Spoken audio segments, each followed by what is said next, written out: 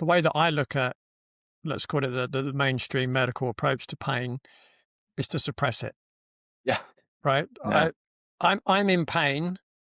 Please take my pain away from me, right? It's the attitude that most people have because that's the attitude people have been conditioned to have, right? Pain is bad, take it away, right? But I see pain as a blessing, as a danger warning signal, as a communication, as a teacher. That's what I see pain as. So when you're cutting off the communication pathway by suppressing the communication, you're preventing the conscious mind learning what the subconscious is trying to tell you. This is so true. Right. So that for me is key. And what's interesting when you mentioned about all the different modalities to help people with pain, around the time that this episode comes out, my latest book, which is also called Beyond the Pain, will be coming out. So it will probably just have come out just before this episode. So it's perfect timing. But in the book, I talk about 4 potential causes of pain. Now, there might be more, but I think these kind of sum them up. One is structural, right? If there's a structural abnormality, they can lead to pain. Now, I know there are instances where there are structural abnormalities and there is no pain. I'm very aware of that as well. But I still firmly believe, based on the last 25 years of my work, that structural abnormalities can cause pain. The second one is metabolic issues.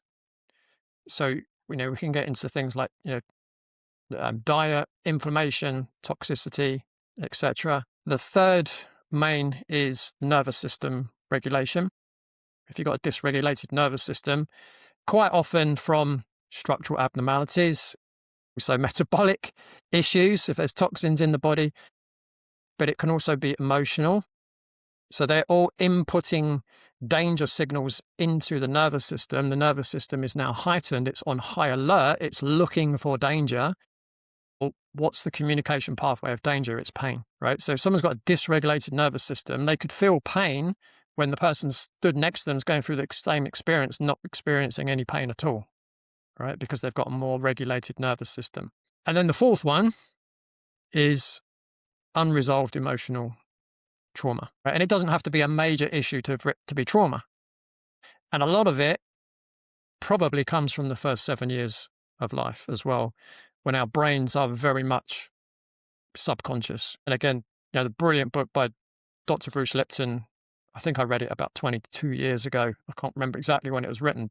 That really highlights how open our minds are as children to stuff, and we don't really get the opportunity to say yes or no to whatever's going on, and it becomes hardwired in our subconscious system. So I completely agree that quite often a holistic approach is required. And whilst I'm not suggesting pain medication doesn't have its place, it definitely does. I think there's a lot of overuse.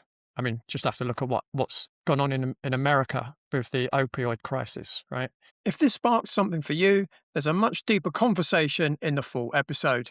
You can watch it here on YouTube or on Spotify, or listen on Apple Podcasts.